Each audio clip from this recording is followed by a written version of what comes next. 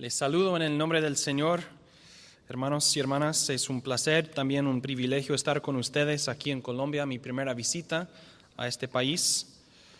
Y también es un placer y un privilegio participar en esta conferencia también.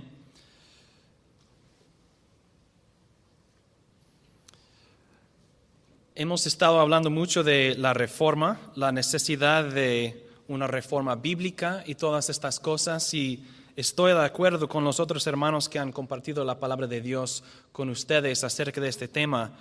Otra manera de decirlo es esto: la tradición es la fe viviente de los muertos, el tradicionalismo es la fe muerta de los vivientes. Entonces, mi deseo en esta lección y las demás no es simplemente transmitir algo muerto, sino enseñar que lo que ha sido enseñado proviene de las Escrituras. Entonces, nuestra meta es recuperar y entender la tradición de nuestros padres bautistas, y así recuperada enseñamos esa tradición y la entregamos a la segunda y la tercera generación después de nosotros, porque representa la fe auténtica de la palabra de Dios. Y mi trabajo con ustedes, todos nosotros, mi trabajo es enseñarles la teología federal o la teología pactual o la teología del pacto. No me importa el nombre, pero hay 3 palabras en latín para un pacto y por eso tenemos un vocabulario ancho. La primera palabra es foedus, del cual proviene federal. Confederados son personas en federación, están en un pacto. Entonces, foedus es una palabra, por eso teología federal. También pactum, del cual proviene la palabra pacto, y testamentum, testamento. Entonces, si uso la palabra federal, estoy diciendo pactual, pero federal para mí es más natural decir. Y el vocabulario en sí mismo es una dificultad aún en el idioma español, porque tenemos no solamente que recuperar la tradición, sino también desarrollar el vocabulario de la teología federal en español. He preguntado a varios hermanos, ¿cuál es la mejor manera para decir esto? Y recibo diferentes respuestas, porque depende del contexto, y eso está bien. Mi punto es que les pido que tengan paciencia con lo que digo, porque puede ser que voy a usar términos y palabras que a la primera vez no se entienden. ¿Qué quiere decir esto? ¿Qué significa esta palabra? Y mi deseo en esta primera lección es establecer los fundamentos, los básicos, los términos, las herramientas de la teología federal para que en las otras lecciones podamos usar las mismas. Si uso un término en otra lección, ya sabemos, ya conocemos esta palabra. Y nuestro trabajo es expandir y continuar este trabajo a nuestras iglesias y todo el mundo hispanohablante en la teología federal. Entonces, nuestros hermanos han hablado de la teología pactual. Voy a decir federal, porque así hablan muchos otros teólogos, pero son iguales, significan las mismas cosas. Mi trabajo es difícil también porque la teología federal no es bien conocida, es desconocida. Como dijo nuestro hermano, la escasez de obras en el idioma español contribuye mucho al desconocimiento de este tema. Entonces, es mi gran trabajo intentar deshacer y revertir este problema en el mundo hispano. También otro problema: muchos asocian el credo bautismo o la perspectiva que uno debe bautizar solamente los que profesan fe en Jesús. Muchos asocian esta perspectiva directamente y automáticamente con el dispensacionalismo. Y para muchas personas es una sorpresa. ¿Bautistas y una teología de los pactos? No, la teología de los pactos es igual al bautismo de infantes, y no lo es. Y vamos a ver esto durante las lecciones. Otra dificultad es que español no es mi lengua materna, obviamente. Entonces les pido, por favor, que tengan paciencia conmigo. ¿Habrá errores en lo que digo? Mi estilo, mi gramática, estoy seguro que ya había errores aún en mis pocas palabras. Entonces, por favor, tengan paciencia conmigo, hermanos y hermanas mías. Pero les pido también que me disculpen por el diluvio de información que planeo darles, porque tengo 5 lecciones y estamos hablando de la teología federal y hay libros y libros y libros. Y por eso, reconociendo que les daré un diluvio de información, les he preparado un bosquejo de todas mis lecciones. Pero es mi culpa que no lo tienen en este momento porque lo envié al último momento al pastor García. Y Dios mediante mañana les daré los bosquejos para todas las lecciones. Y estos bosquejos también contienen, creo, todos los versículos que voy a citar para que si sigo rápidamente no tienes que preguntarle a la otra persona cuál versículo estará en el bosquejo. También hay varias tablas que ponen en una manera visual la información o una parte de la información. Entonces, con la bendición de Dios podemos pasar por muchas cosas con estos bosquejos y en las lecciones. Otra cosa de preparación para empezar es que ya que no tenemos mucho tiempo, somos criaturas finitas y limitadas y el tiempo es limitado, voy a decir cosas declarándolos sin argumentarlos a veces, porque no hay tiempo para ofrecer todos los argumentos de todas las cosas en la teología federal en estas lecciones. Entonces, si tú estás pensando, pues sí, pastor, pero lo dijiste, pero no lo razonaste, así será para algunas cosas. No puedo explicar los pasos de toda cosa en estas lecciones y les pido que me disculpen por esto. Entonces, al ataque, vamos. Vamos a tener 4 puntos mayores. 4 puntos principales y cada punto tiene sus propios subpuntos o puntos menores. Y el primer punto para empezar esta lección acerca de los fundamentos, los básicos, es una pregunta muy sencilla. ¿Qué es un pacto? ¿Qué es un pacto? Necesitamos una definición buena y bíblica que puede corresponder a todos los pactos de las Escrituras. ¿Qué es un pacto? Entonces les doy esta definición. Un pacto es un compromiso bajo sanción. Un pacto es un compromiso bajo sanción. Y voy a explicar esta definición y luego probar por qué lo uso de las Escrituras. Es un compromiso cuyas condiciones garantizan la participación de todos los partidos, todos los participantes. Entonces no es un acuerdo general, no es almorcemos mañana a las 12, sí, esto no es un pacto. ¿Por qué? Porque es un acuerdo condicionado de tal manera que los partidos tienen que cumplir sus compromisos o hay consecuencias. Almorcemos a las 12 mañana o te mato. Ahora tenemos algo como un pacto.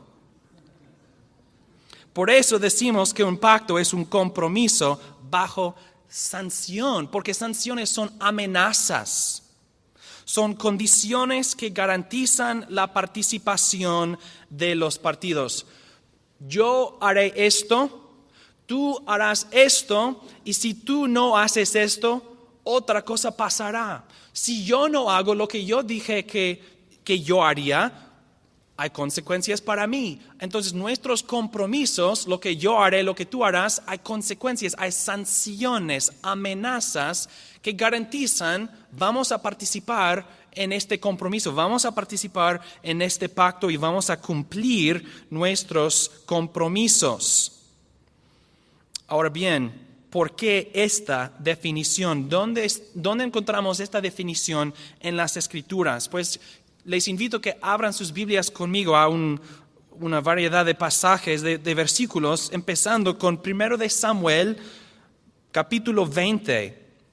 1 de Samuel, capítulo 20, cuando yo era niño, yo dije, es el libro mejor de toda la Biblia, primero de Samuel, y ustedes pueden saber por qué. Pero yo tengo un hermano, Micaías, y él dijo, no, es otro, el profeta de Micah. Entonces había un debate. Pero a la teología federal, primero de Samuel 20, 12 al 16. Un pacto entre Jonatán y David. Primero de Samuel 20, 12 al 16. Entonces dijo Jonatán a David, Jehová Dios de Israel sea testigo. Están empezando algo formal. Vive el Señor Dios de Israel, que cuando yo haya hablado con mi padre mañana, como a esta hora, las 9 de la mañana, he aquí, que si él muestra buen ánimo para con David, ¿no enviaré yo para hacértelo saber? Pero si mi padre quiere hacerte daño, así haga el Señor a Jonatán y aún le añada, si no te lo hago saber. Así te despediré y te irás en paz, y que el Señor esté contigo como estuvo con mi padre. Y si quedo vivo, muéstrame la misericordia del Señor para que yo no muera. Cuando el Señor destruya de la tierra uno por uno a los enemigos de David, no elimines para siempre tu misericordia de mi casa. Así Jonatán hizo un pacto con la casa de David y dijo, el Señor lo demande de mano de los enemigos de David. Noten qué pasó, noten qué sucedió en este pacto. Jonatán ha jurado, se ha comprometido a hacer algo y luego añadió a su juramento una maldición sobre sí para garantizar su participación en el pacto. Si yo no cumplo mis palabras, habrá consecuencias y Dios es el testigo. Jonatán clama a Dios pidiendo que Dios lo maldiga, que Dios lo castiga si no cumple su palabra. Y cuando los hombres hicieron pactos, había ceremonias que usaban para representar o simbolizar esta parte del pacto, las garantías, las condiciones, las sanciones. Entonces, normalmente, pero no siempre, lo que hacían fue cortar o dividir animales y así pasar por las partes de los animales. Por ejemplo, en Génesis 15. Con Abraham y Dios, y pasando por las partes del animal significa Jehová haga así a mí y aún le añada si no cumplo el pacto. Es una forma de invocar y establecer sanciones en el pacto. Y vemos no animales cortados entre Jonatán y David, pero la misma ceremonia, las mismas partes del pacto, un compromiso bajo sanción. Otro ejemplo, Jeremías 34. Jeremías 34, los versículos 18 al 20.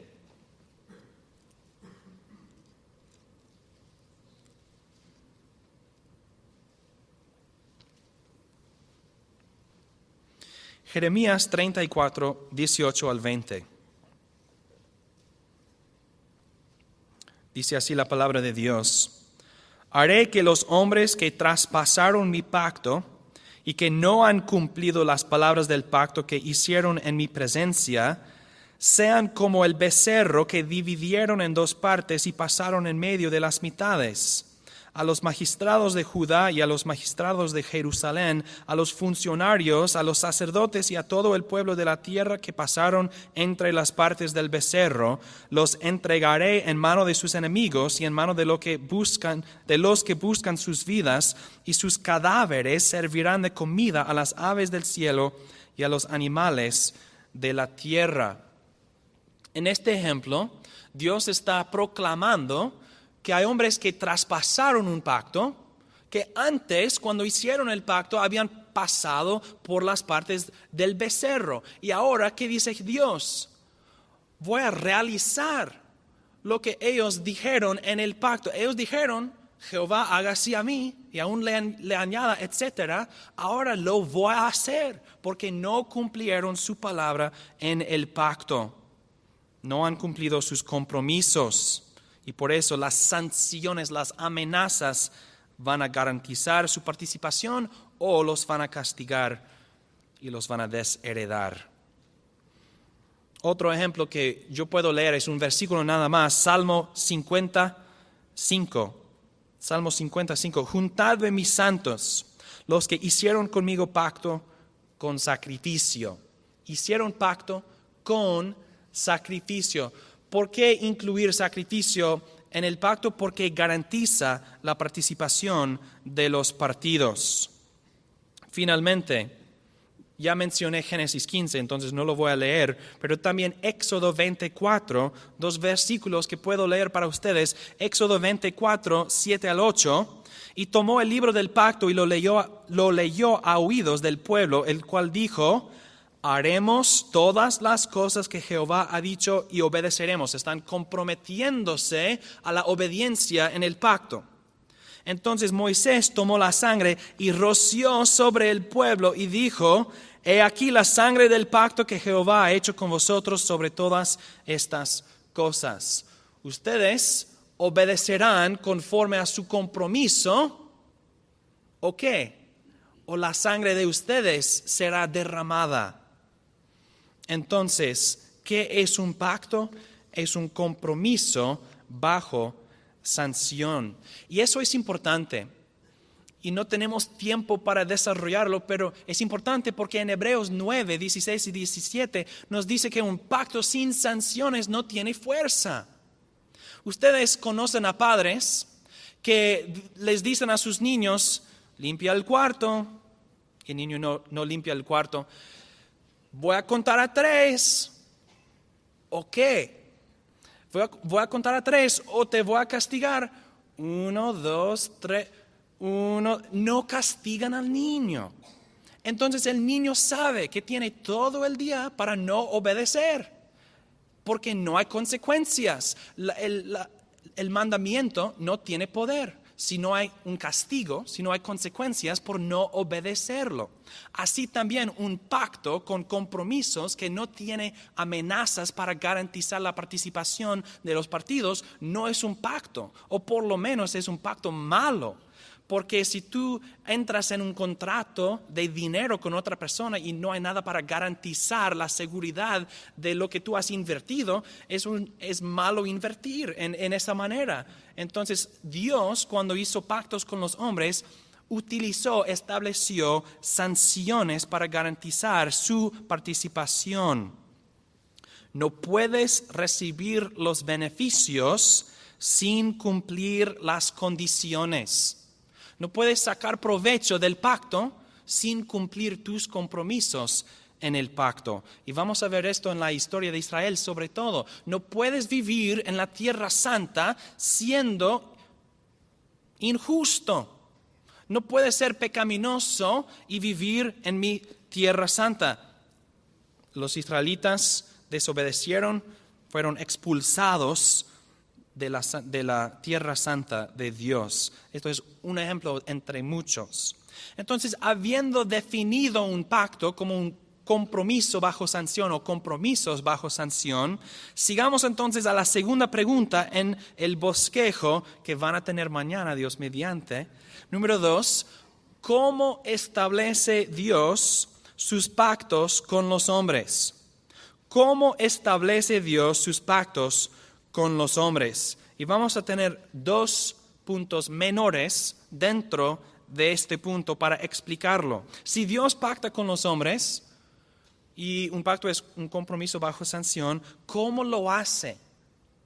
¿Cómo establece Dios sus pactos con los hombres? Y primeramente, número 1, por medio de leyes y promesas. Por medio de leyes y promesas. Dios impone leyes, tú harás esto, y promete una recompensa si el siervo guarda las leyes impuestas. Haz esto y recibirás aquello. Haz esto y recibirás aquello. Haz esto es una ley. Es un mandamiento, un mandato de Dios. Recibirás aquello, es una promesa. Si tú haces esto, Recibirás otra cosa. Yo te prometo que si guardas esta ley, entonces recibirás la promesa, recibirás la bendición. Entonces, por medio de leyes y promesas hay compromisos. Yo haré esto, tú harás aquello, etc. Si Dios impone una ley, incluye una promesa, pero el disfrute de la promesa depende de obediencia a la ley. Entonces, aunque haya una promesa involucrada, la obediencia controla el disfrute de la promesa. Por eso, otra vez, las sanciones garantizan la participación de los partidos del pacto. Si no haces esto, no recibirás la promesa. Al contrario, serás condenado. Entonces, estaremos analizando las leyes y las promesas de los pactos en las Escrituras, porque así Dios pacta con los hombres y así podemos llegar a una exactitud de nuestro análisis de los pactos.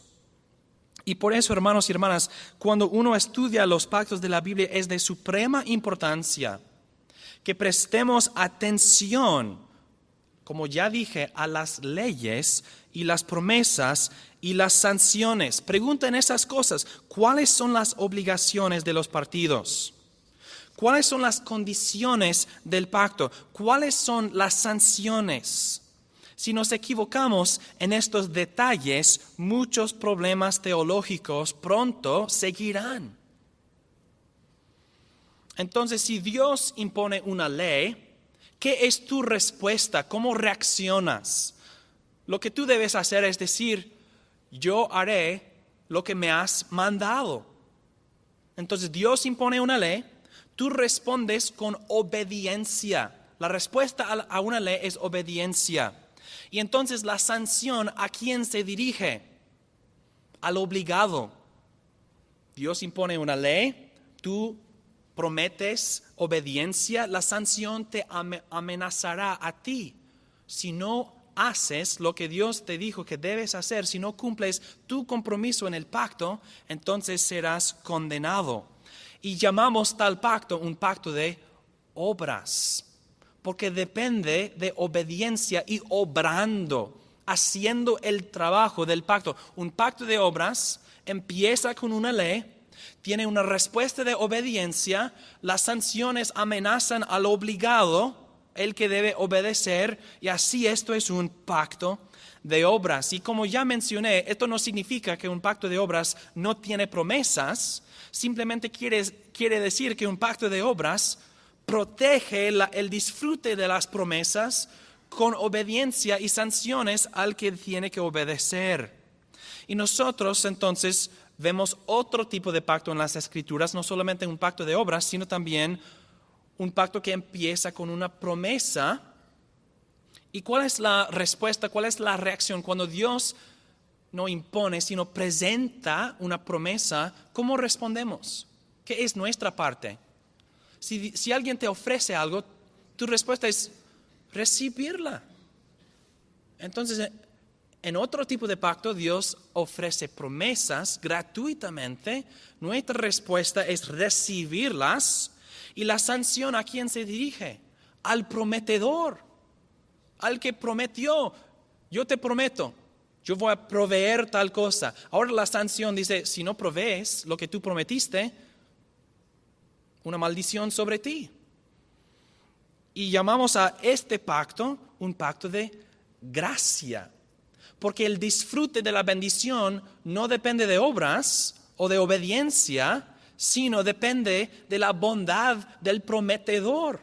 Y por eso para el recipiente es gratis, de su perspectiva. Lo que hizo el recipiente, lo recibió. Eso es su participación. Y vemos esto en las Escrituras, en versículos como Romanos 11:6, que leeré para ustedes. Y si por gracia, ya no es por obras. De otra manera, la gracia ya no es gracia. Y si por obras, ya no es gracia. De otra manera, la obra ya no es obra. Entonces, los términos, el pacto de obras o un pacto de obras y un pacto de gracia proviene de cosas así en las Escrituras. O tienes que ganarlo o lo recibes gratuitamente. Si tienes que ganarlo por obediencia, es un pacto de obras. El disfrute de la bendición depende de tus obras, tu obediencia. Si tu disfrute de la bendición depende simplemente de recibiendo lo que Dios te ha prometido, entonces es un pacto de gracia, porque recibes la bendición, disfrutas de la bendición gratuitamente. Entonces, la pregunta fue, ¿cómo establece Dios sus pactos con los hombres? Con leyes y promesas. Así empieza. Empezamos con estas cosas distintas y llegamos a distintas formas de pactos. Un pacto de obras no puede ser un pacto de gracia. Un pacto de gracia no puede ser un pacto de obras, porque es el uno o el otro. También el segundo punto dentro del punto, ¿cómo establece Dios sus pactos con los hombres? No solamente por medio de leyes y promesas, sino también por medio de una cabeza federal. Otro término raro que voy a explicar. Por medio de una cabeza federal. A veces hablamos del gobierno federal, el Estado federal. Hablamos así porque en teoría hay representativos o representantes para ciertas áreas del país y los representantes se reúnen para hacer los negocios del gobierno. Si nos representan o no es otro asunto. Pero decimos gobierno federal porque es gobierno por representación.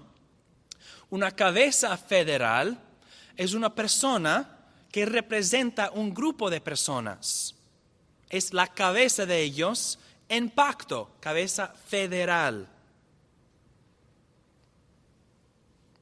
Dios siempre establece sus pactos con cabezas federales. Quizás podemos encontrar una frase mejor en español, pero para ahora esto es la frase, porque en inglés decimos federal head, la cabeza del hogar, la cabeza de la iglesia, también la cabeza del pacto, la cabeza federal.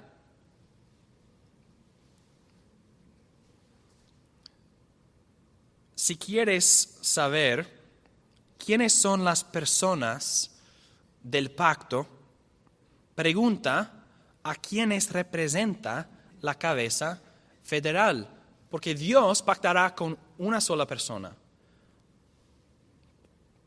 en nombre de un grupo de personas y nadie más participa en el pacto.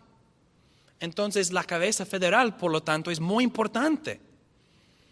Si te equivocas en esto, no entenderás en ninguna manera el pacto. Y ustedes ya conocen esta idea. Ustedes ya lo entienden. ¿Cómo lo sé? Porque creemos que todos los que están en Adán están perdidos. Y todos los que confían y están en Jesús son salvos. Así estamos utilizando la teología federal sin los términos. Estamos en Adán, o estuvimos en Adán, gracias a Dios, porque estuvimos en el pacto de Adán.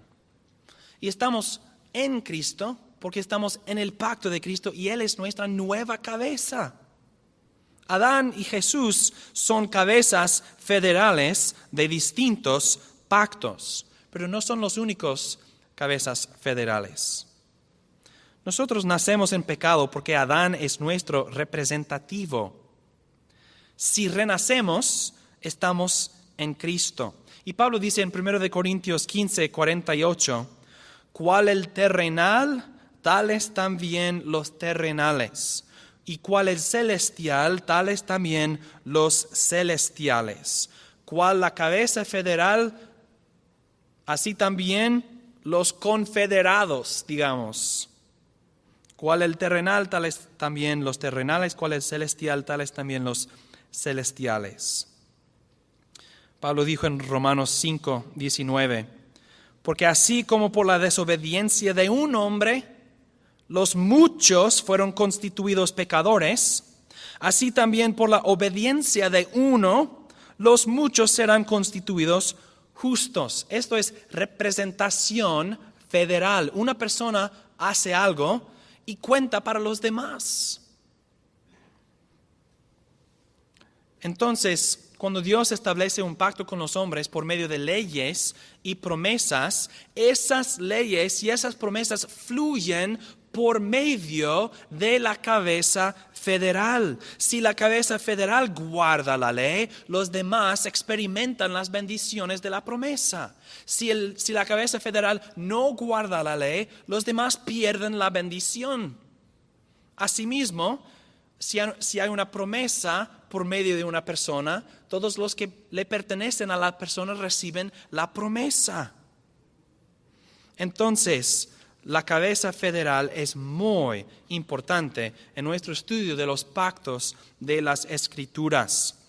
Y tenemos que prestar atención no solamente a las leyes y las promesas y las sanciones de un pacto, sino también la persona con quien o por quien Dios ha pactado en nombre de muchos. Todos los pactos tienen una cabeza federal, menos el pacto sinaítico, pero lo voy a explicar en otra lección. Y esto fue para un tiempo nada más.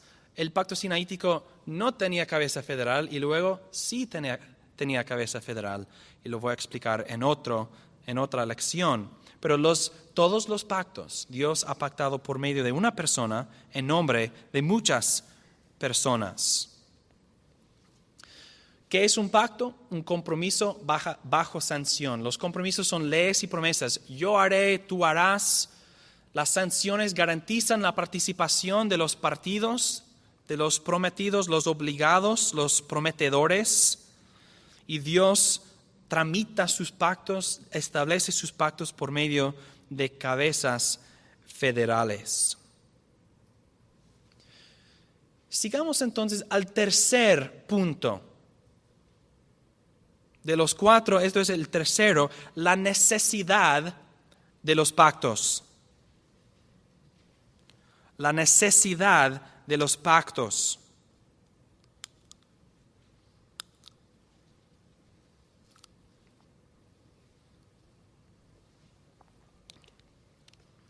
¿Por qué son necesarios los pactos de Dios? Razón número uno, por la cual los pactos son necesarios, es que la criatura en sí mismo no puede merecer una recompensa de Dios si Dios no la provee en un pacto. Lo voy a repetir, la criatura en sí mismo no puede merecer una recompensa de Dios si Dios no la provee en un pacto.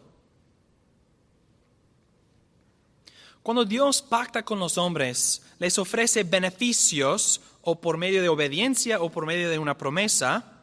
Y esto es importante porque Dios ofreciendo beneficios, eso es importante porque nos recuerda de la gran diferencia y la gran distancia que hay entre el Creador y la criatura. Y lo que quiero decir es que por naturaleza, las criaturas están obligados, 100%, absolutamente, estamos obligados a nuestro Dios a obedecer todo lo que nos mande. Si Dios nos dice que debemos hacer una cosa, debemos hacerlo. Estamos obligados a la ley natural, la ley moral y a cualquier cosa que Dios nos manda. Entonces tenemos una obligación suprema y absoluta a nuestro Creador porque somos criaturas. ¿Qué debe Dios a nosotros por nuestra obediencia? Si somos obedientes, ¿qué nos debe Dios? No nos debe nada menos aprobación. Dios es justo, entonces si guardamos su mandamiento, su justicia declarará nuestra justicia. Hiciste lo que te dije que debes hacer, hiciste el trabajo. Esto es todo lo que Dios nos debe. No hemos ganado nada con nuestra obediencia, no hemos merecido nada por nuestra obediencia, porque la criatura en sí no puede poner a Dios en su deuda, no puede endeudar a Dios. Es imposible. Eres una criatura y vas a decir, Dios, yo hice esto, tú me debes una recompensa. Eres la criatura. Hablando a Dios así es imposible. No lo podemos hacer. Entonces, nuestra obediencia, así como obediencia a nuestro Creador, no merece nada. Y Dios no nos debe nada menos su aprobación. Muy bien, hiciste lo que debes haber hecho. Buen siervo. Dice la Biblia en Job 35:7, si fueres justo, ¿qué le darás a él? ¿O qué recibirá de tu mano? Dios en sí mismo no nos necesita. No necesita la obra de mis manos, de las manos mías. Entonces, si soy justo, no añado justicia al justísimo. Dios no suscribe, no corresponde a un sistema de justicia. Dios es justicia. Dios es justo en sí mismo. Dios es justicia, ¿me entienden? Entonces mi justicia no añade nada a Dios para entonces ponerle a Él en mi deuda o en deuda a mí. Si fueres justo, ¿qué le darás a Él?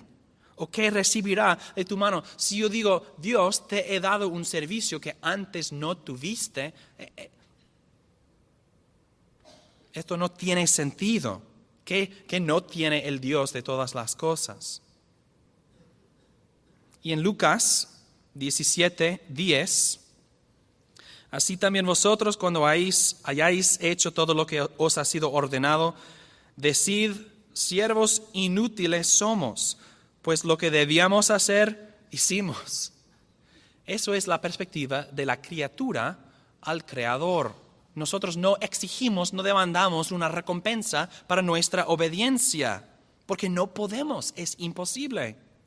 Y por eso, hermanos y hermanas, los pactos son medios por los cuales Dios pone a disposición ciertos beneficios que aparte de estos pactos no serían o estarían disponibles. Y por eso la Confesión Bautista de 1689 dice esto en capítulo 7 y párrafo 1.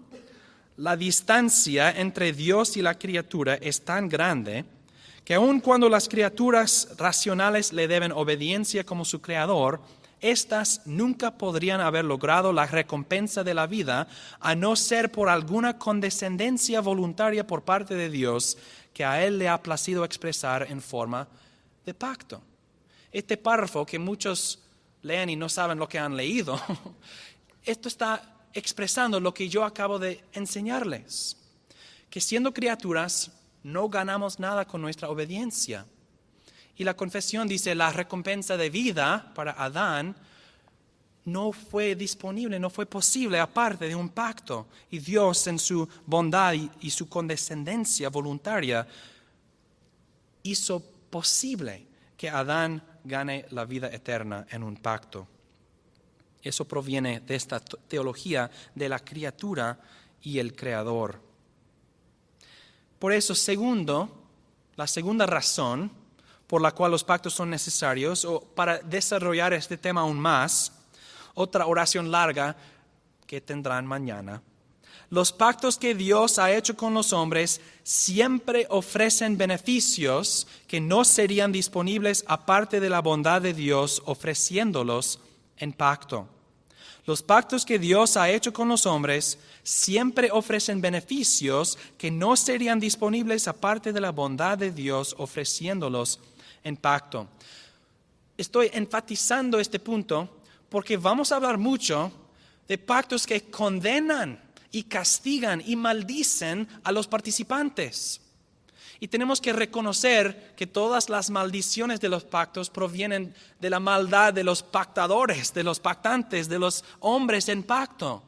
Pero los pactos en sí, todos los pactos ofrecen beneficios a los hombres. Beneficios que aparte de la bondad de Dios nunca serían posibles lograr. Entonces nunca debemos tener una perspectiva negativa o mala de los pactos, aun si estamos hablando mucho de amenazas y sanciones y maldiciones y cosas así. Todo pacto ofrece bendición al hombre. El problema es que el hombre no es bueno. Somos confederados terribles. Las sanciones sí son importantes porque protegen bendiciones. Las amenazas protegen la recompensa. Garantizan que el prometedor cumplirá su promesa y garantizan que el obligado cumplirá su trabajo también. Dios es bueno y Dios es santo.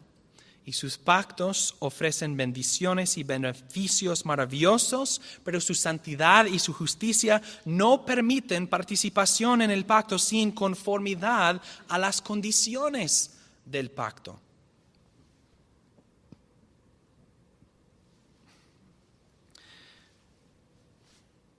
Quiero terminar con el cuarto punto. Y el cuarto punto se titula Consecuencias y conexiones sistemáticas. Porque quiero mostrarles cómo cosas tan básicas y sencillas como estas tienen consecuencias gigantes en el sistema de teología. Y por eso, gracias, pastor. Detalles y definiciones, muchas gracias. Esas cosas son importantes y quiero mostrarles con 4 consecuencias por qué son importantes.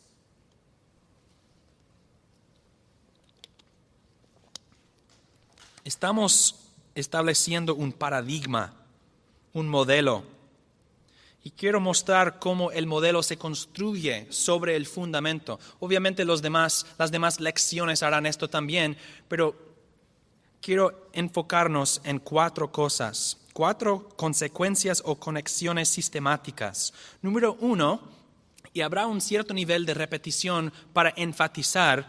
Número 1, es imposible disfrutar las bendiciones del pacto sin cumplir la condición del pacto. Es imposible disfrutar las bendiciones del pacto sin cumplir la condición del pacto. Por eso hablamos de las sanciones del pacto. Si no cumples los compromisos, no puedes disfrutar de las bendiciones. Y hay una conexión o consecuencia básica e importante para la identidad de la iglesia y la membresía del pacto de gracia. ¿Qué es la condición del pacto de gracia de nuestra perspectiva? Si Dios ofrece una promesa, ¿qué es nuestra respuesta a una promesa? Recepción. Entonces, los que responden al Evangelio con fe son miembros del pacto de gracia. Y por lo tanto, la iglesia se forma a base de profesiones de fe, porque así vemos claramente los miembros del pacto de gracia. Creemos para recibir salvación. Y lo llamo una condición reconociendo que es don de Dios. Pero según las definiciones de cómo funcionan los pactos, es una condición que Dios provee, para que me entiendan. Pero es nuestra parte. El poder es de Dios. El hecho es de nosotros. Yo creo, Dios no cree en mí. Yo creo, pero yo creo porque Dios me capacitó. Entonces, yo tengo una obligación a creer y Dios, junto con el mensaje, añade el poder para capacitarme. Entonces, ¿puede uno ser un miembro del pacto de gracia sin la condición, sin la respuesta, sin la reacción a la promesa? Es imposible. Entonces, aparte de una profesión de fe, no me digas que una persona está en el pacto de gracia. Es imposible. En todos los pactos es imposible sacar provecho, recibir bendiciones sin ofrecer o cumplir el compromiso, la condición. Y por eso podemos preguntar en amor a nuestros hermanos presbiterianos: si me dices que tus hijos son miembros del pacto de gracia, ¿estás diciendo tú que tienen fe? Y si no tienen fe, no cumplen la condición.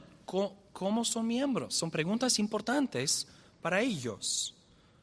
Y debemos tener cuidado con ellos. No decimos estas cosas con orgullo, soberbia, sino con el deseo de edificar. Una conexión positiva se ve en la manera en que protegemos la membresía de la iglesia. Quiero ser miembro de tu iglesia, de su iglesia. Entonces, ¿crees tú en Jesucristo? Así empezamos. Es necesario que un candidato para la membresía, para el bautismo, profese su fe en Cristo Jesús. Si declara y profesa su fe, suponemos sinceramente que es un miembro verdadero del pacto de gracia. Y así como los que no cumplen el compromiso no disfrutan de los beneficios, así también los que sí cumplen el compromiso disfrutan de los beneficios del pacto. Pastor, creo que no puedo ser salvo. Creo que Dios me ha desechado.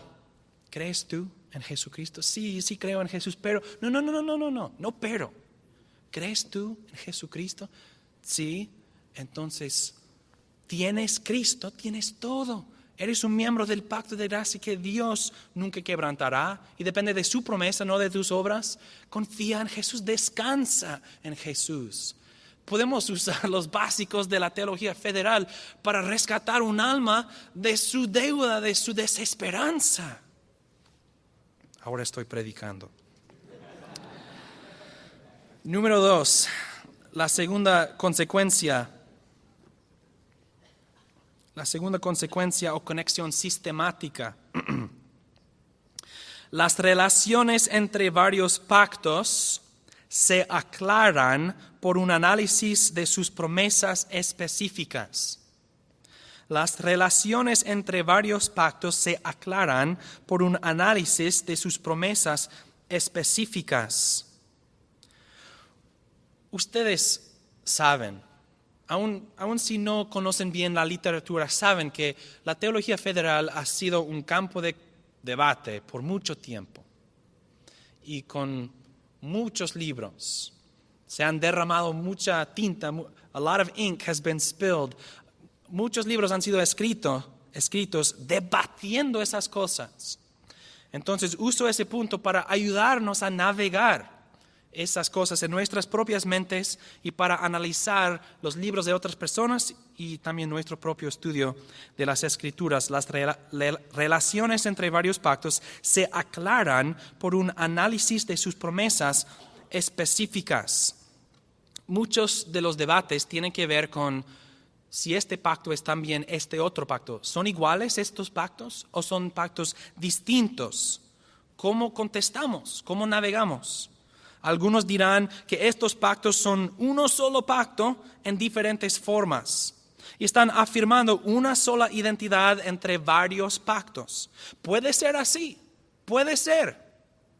Hemos dicho que Dios establece sus pactos por medio de leyes y promesas.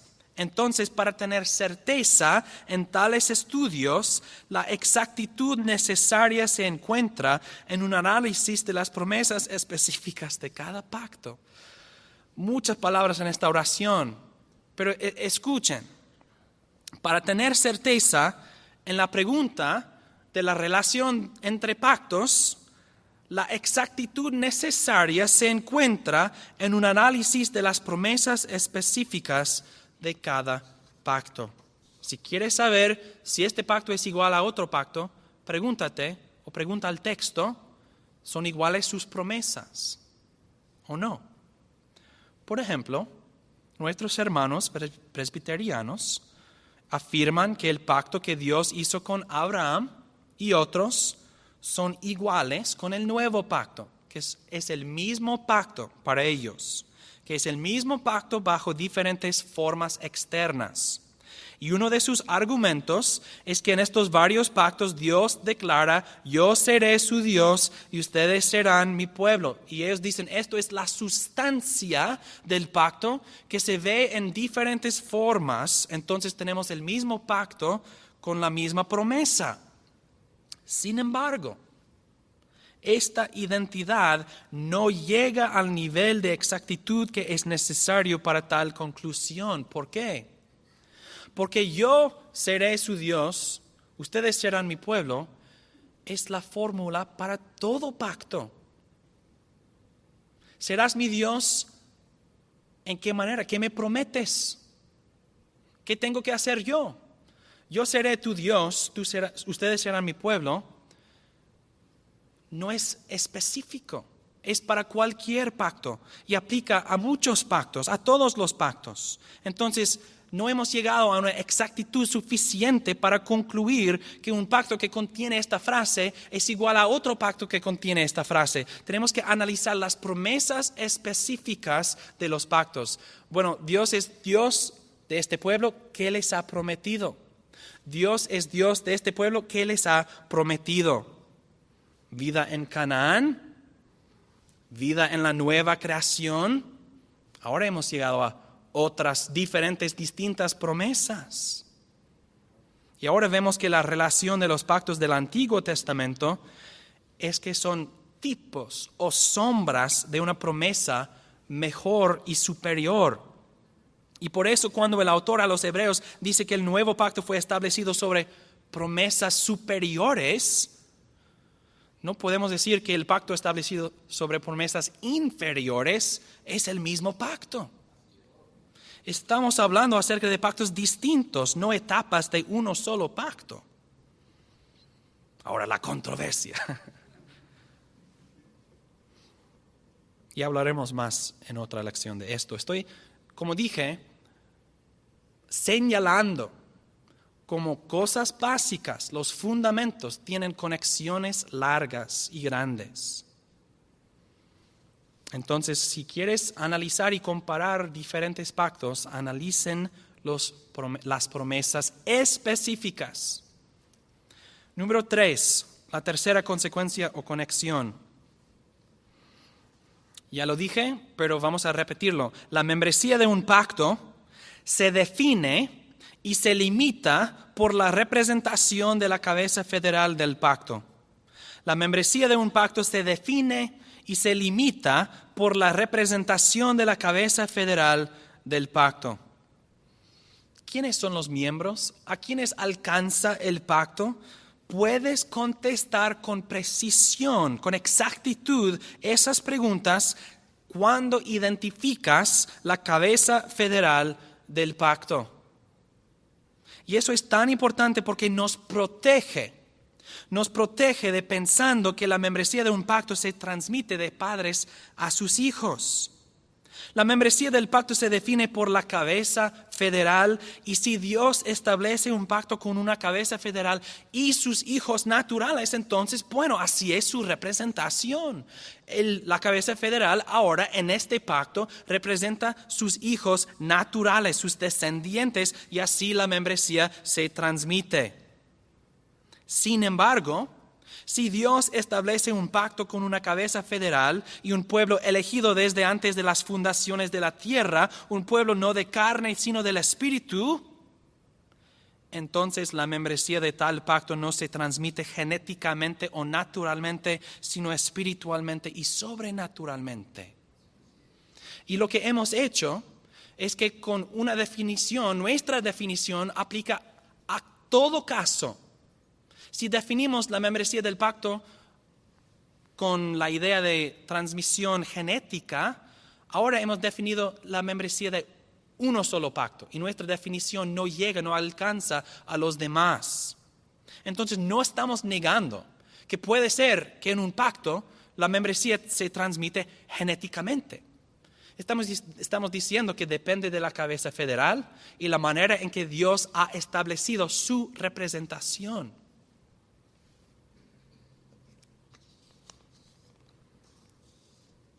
Nosotros podemos afirmar ambos casos. Número 4, llegando a una conclusión. Número 4, los pactos provienen de la revelación e imposición de Dios y por lo tanto no son ni más ni menos que esto. pactos provienen de la revelación e imposición de Dios y por lo tanto no son ni más ni menos que esto. ¿Qué quiere decir esto, pastor? Lo que quiero decir es esto. Déjame explicarlo. Si Adán no estuvo en pacto por naturaleza, y si no hay pactos con Dios, aparte de Dios, imponiéndolos, el pacto no existe aparte de Dios revelándolo e imponiéndolo, y por lo tanto, en el pacto, tú haces lo que Dios ha dicho, nada más, nada menos, porque el pacto y sus leyes, los compromisos, no dependen de tu razón, no dependen de tus analogías, no dependen de proporción y comparación. Es lo que Dios ha dicho, nada más, nada menos, porque los pactos provienen, es decir, de la nada, no son de la naturaleza, son de lo que Dios ha impuesto, lo que Dios ha revelado. Eso es importante, ¿por qué? Los presbiterianos, nuestros hermanos en la fe, responden a nosotros con un argumento de proporción. Si el signo del pacto fue aplicado a los infantes en el antiguo pacto, entonces por proporción el signo del pacto puede o debe ser aplicado a los infantes en el nuevo pacto. Pero no tenemos el derecho de utilizar nuestra razón para gobernar las leyes del pacto. No son un objeto apropiado de nuestra razón. No estoy diciendo que no podemos usar razón en la teología federal. Estoy diciendo que una ley de Dios es una ley de Dios. No puedo cambiarla, no debo cambiarla, debo obedecerla así como es. Y no puedo entonces establecer una nueva ley en el nuevo pacto si no existe. No lo puedo hacer por proporción. La adoración de Dios se limita a su revelación. Por eso en nuestro estudio de los pactos debemos tener cuidado de imponer nuestra razón y así añadiendo a la revelación de Dios. Sí debemos usar nuestra razón en la teología en general. Estamos haciéndolo ahora mismo. Estoy diciendo que las leyes y las promesas del pacto son lo que Dios dice que son, nada más, nada menos, y están fuera del alcance de nuestra razón. Dios aceptó los primeros frutos de Abel, pero no Caín. Los dos son primeros frutos. Hay una proporción, una analogía. Yo doy los primeros frutos, Él dio los primeros frutos. ¿Por qué aceptas el uno y no el otro? Porque Dios había establecido, aunque no sea recordado, Dios había establecido, tú ofreces el sacrificio así. Y Caín no lo hizo. Entonces, proporciones no son válidas en estas cosas, en la adoración de Dios y la obediencia de sus mandamientos. Y vamos a prestar atención a estas cosas, no tanto, pero sí lo haremos durante nuestros estudios. Entonces, en conclusión, hermanos y hermanas, ¿un pacto qué es? Un compromiso bajo sanción. Dios soberanamente tramita un pacto con una cabeza federal, un representativo, y Dios o impone una ley con la promesa de una recompensa, o Dios ofrece una promesa para ser recibida gratuitamente. Y en estos pactos, sanciones o amenazas garantizan la participación de los pactadores o pactantes. Y hemos visto cómo todas estas definiciones tienen consecuencias y conexiones sistemáticas que provienen de los fundamentos de un paradigma básico de la teología federal. Gracias por su atención. A Dios sea la gloria. Amén.